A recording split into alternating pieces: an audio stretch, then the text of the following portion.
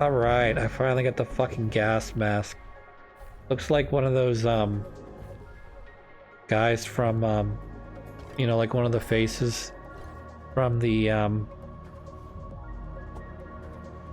that one race from Mass Effect. Not the Quarians, they've got a name. They're a non-playable race because they're a bunch of greedy little fucks. Anyways, it kind of looks like the mask that they wear that has the sort of the long things on the left and right.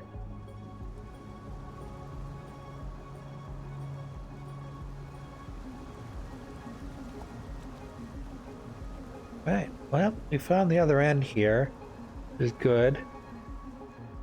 I kind of don't want to go all the way back the long way, so...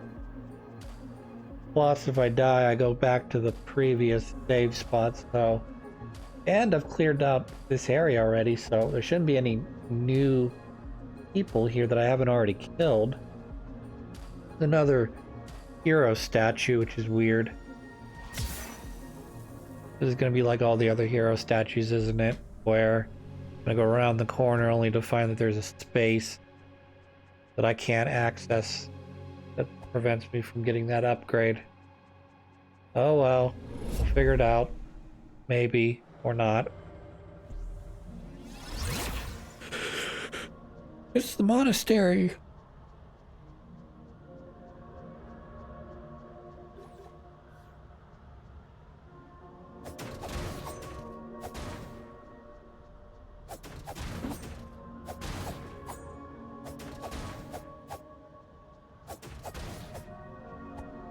Maybe one day.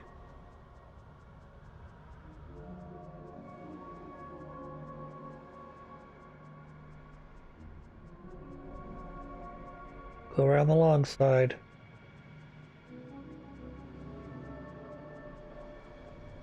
There are like literally one of two endings here. I think you know where I'm going with this. Either I'm gonna get shot by something, sniper-wise, or I'm gonna make it all the way back to that statue so I can heal myself. Third option is I hit this pot and kill myself.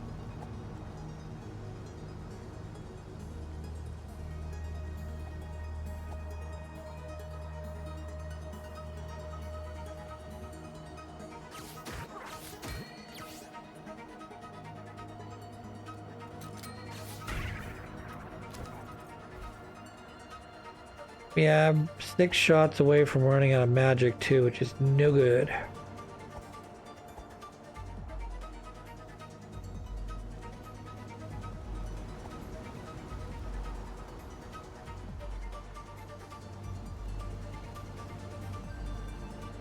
Down, down, down. Down we go. So do we run back towards the save spot bonfire? Do we accept our fate that eventually I'm going to die?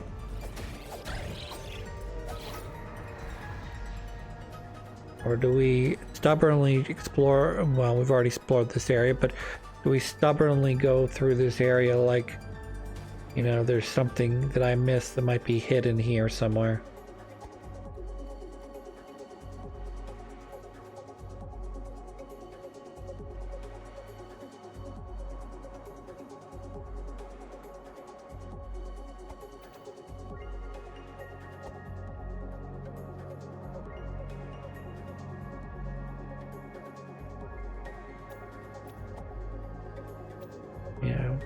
I'm pretty sure I cleared all these guys out. Did not get this treasure chest though, so... Something shield. Let's see. Shield is what? Something. It says Aura's Gem. I'm guessing that I'm gonna guess that probably increases my defense at the cost of my gold. Or I could be 100% wrong, you know, because I'm merely speculating based on only pictures.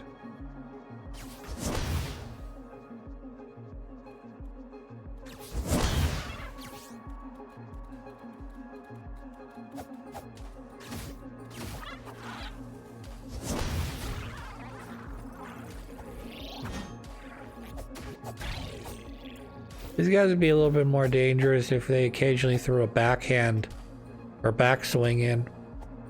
Like the other Dark Knights we fought that occasionally, you know, they have the shield, they swing forward, and then if you're too close to them and you don't kill them in a short period of time, they will return, they'll do a backswing and catch you off guard for more damage.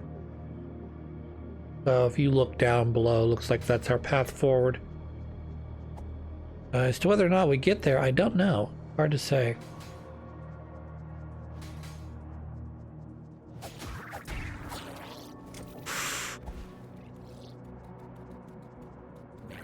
We proc the other two guys, which no good. We'll need one to hit him.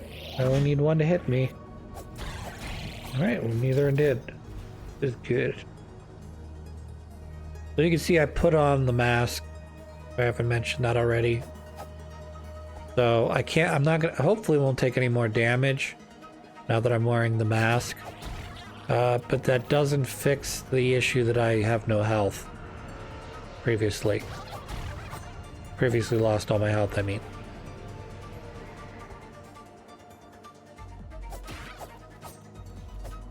Don't run away from me, please. Well, at least I'm getting closer to my... Yep, I'm closer to my spawn point, so this will be an easy pickup of my lost money. Nothing to sack.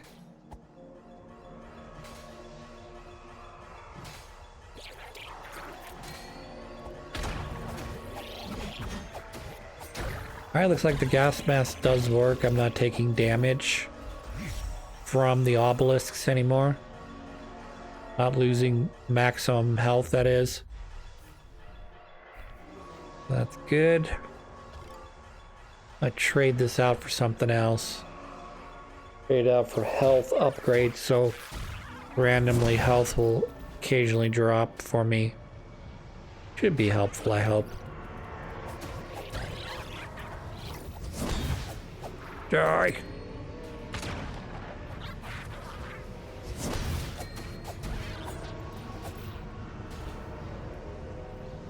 I appreciate that you guys can literally not aim directly below you. That would make me mad. If some combination of you can aim directly through land and or, oh hey, I can hit you at a very, very low angle. Make me mad.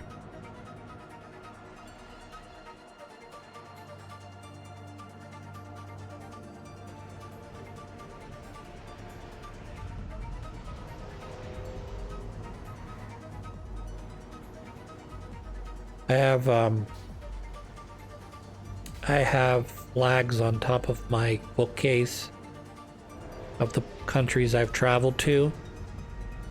One of them obviously being the United States because that's where I live. But I also have one of Panama, which I had a stopover on my way home from. The third flag, which is Colombia. I'd like to very much visit more countries and collect more flags.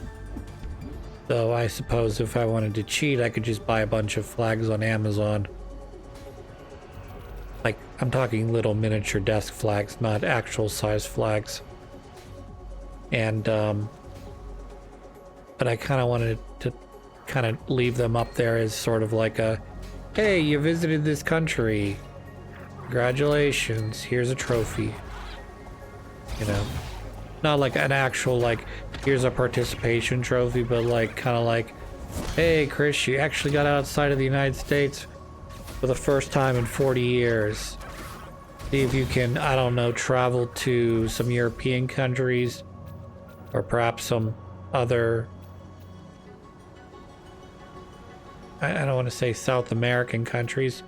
I would visit them, I just don't speak Spanish or Portuguese fluently enough for that to make sense.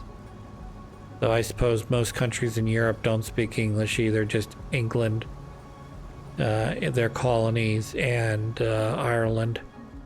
Former colonies, I mean. I like to travel to some European places to kind of poke around there. I'm not a big fan, well, I shouldn't say I'm not a big fan of France. It doesn't have any really thing to do with France as a nation itself. It's just that, you know, the big place that everyone likes to visit, you know, is Paris. And then, of course, you know, to a lesser degree, a lot of Americans like to visit Normandy to look at the beaches and that sort of BS. There's more. I know there's more to France than just Paris and Normandy. There's probably a lot of really nice places along the river to visit. I'm just not as familiar with them, you know, because our history, American / European English history, seems to revolve around France, i.e. Paris, and some of the other cities and towns sort of are, I wouldn't say footnotes, they're places where, you know, battles have been, you know, or what have you. It just, I don't know. I'm very ignorant of certain, I mean, I know the major historical facts, like, oh, you know, this is where, you know, the 100 Years' War, one of the many battlefields, the 100 Year War was fought, and, you know, there was a period there where they were trying to prevent the unification of the German states, what are now considered German state, you know, Germany. German-speaking people, I guess is how I should phrase it. Which is also kind of interesting to me. I don't know. I guess I should look this up eventually or read about it. I think the Holy Roman Empire is kind of interesting insofar as what you eventually get will be the German. You'll get Germany. You'll get Poland. You'll get Czech Republic, Slovakia, Austria-Hungary, all of those nations in around there. And of course, you know, parts of Italy and parts of the Dutch, Netherlands, Belgium. Anywho, they all share, they're not all of them, but a lot of them shared a very common language, which was later what we know as German, including the Austrians. And it's interesting that it took so long for them to combine. At the same time, it's interesting that, at least from my very narrow perspective, that they never had, that despite the fact that they have a unifying language, they never had, like, their language never diverted, you know, to the point where it was like, this form of German sounds different. Well, I'm sure it is, if I was an actual German-speaking person.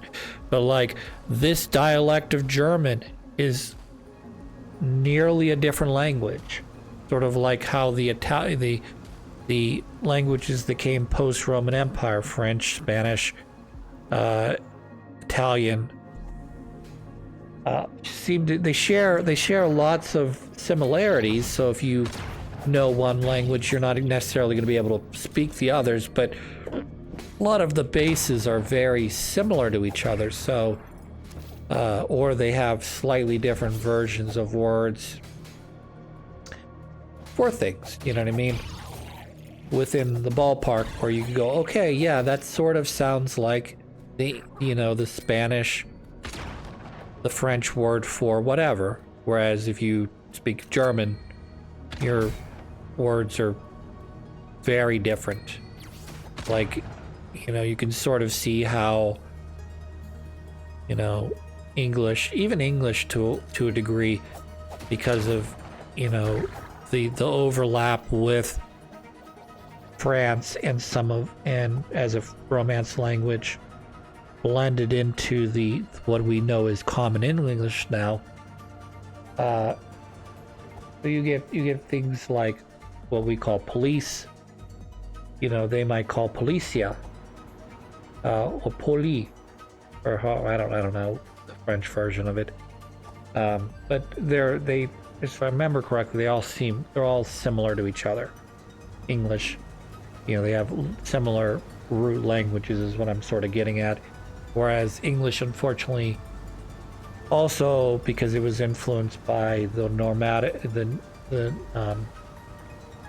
Nordic countries, as well as the old English, you still have things like the word knight, which is KN, which is a very weird combination of letters that you generally don't see in the Romance languages. I don't know. Not going to talk too much about language here, I think. I'm just mainly saying that if I were to travel to another European country, it doesn't necessarily have to be an English-speaking country, but I'd like to have someone who sort of speaks that language, you know. And I know I'm a dumb, ignorant American. I haven't bothered to learn another language, whereas Europeans, I'm sure they have their primary language, and they have at least probably 1 to 2 other secondary languages, maybe English being one of them. I don't know.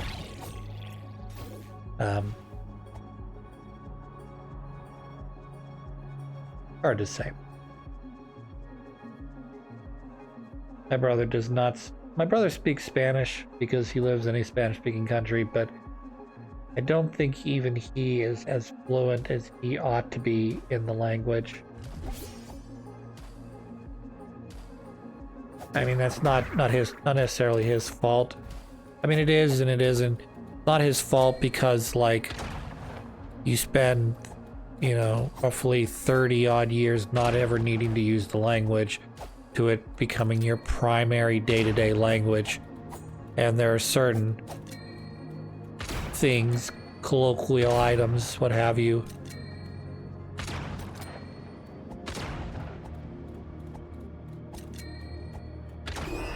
Yeah, I was just kind of waiting for me to get killed there.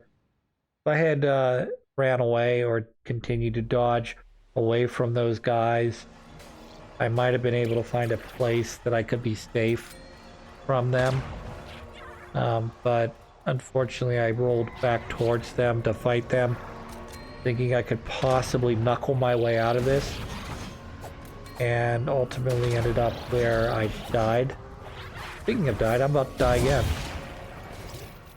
See how I rolled over to this area where I could hide? Yeah, that's how you want to do things. Not kind of hang out in the open area for the gunners to get you. Also, now that I know that this is a staircase, I can fucking use this as a shortcut to getting down to the lower areas. Alright, let's not fuck around with the guys with the guns at the target range, and let's actually just make progress. Thank you. Oh, hi. I don't know where you came from, but you followed me, so I'm gonna have to kill you now. You made me mad. I mean, I'm actually kind of pissed. He's not gonna use another healing thing. I know I have a lot of them. I've got, what, 2, 4, 5? 5 spares right now, but like...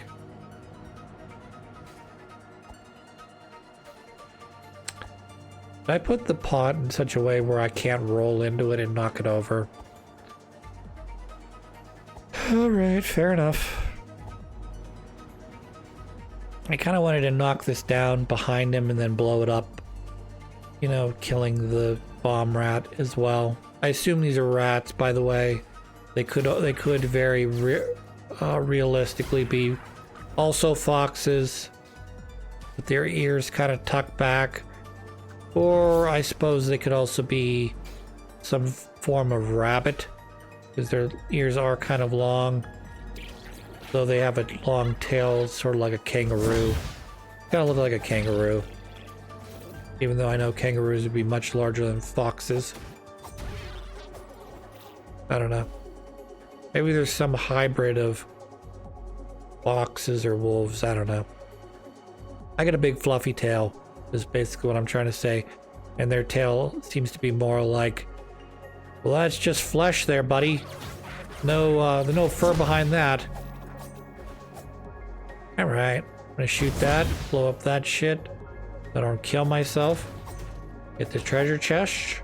Treasure chest. Sometimes when I'm talking, I like to mispronounce words on purpose.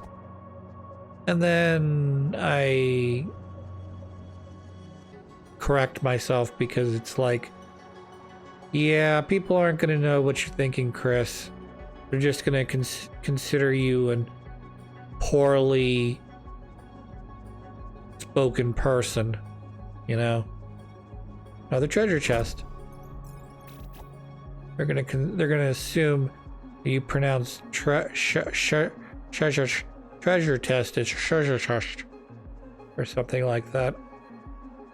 We've got a local version of that in my area of Western Pennsylvania. I'm gonna kid you not, I had never heard this word pronounced this way until I was like somewhere close to 18 to 20. And it is the word washing. I have heard of washing machines. I've heard of our first president was George Washington. But I've heard people in the local southwestern Pennsylvania area call it Washington, which is also a town in western Pennsylvania, and there's also Washington County.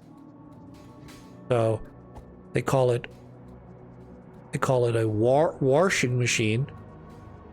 They call it Washington. I'm gonna go wash my clothes. Which again, I never heard of this pronunciation till I started working. I worked for a couple years at my local city's borough on their lawn, whatever you call it. Basically, they call it the street crew, but the summer people, they would generally take care of the town park, cut the grass, trim around the bushes and the trees. Empty the garbage cans that were there, that sort of stuff, and I remember one of the older guys, he was probably at that point in his late 50s, early 60s, I'm guessing, because he retired maybe like 5-6 years after I left. Of course, you lose track of time after a while, don't you? Anywho, he used to say Washington. That was the first time I heard someone say Washington. I repeated it back to my parents. It's like, oh yeah, that's just a local dialect. I'm like, but you've never said Washington, Mom and Dad. And they're like, yeah, because we didn't want you being brought up with the bad habit of pronouncing stuff sort of differently.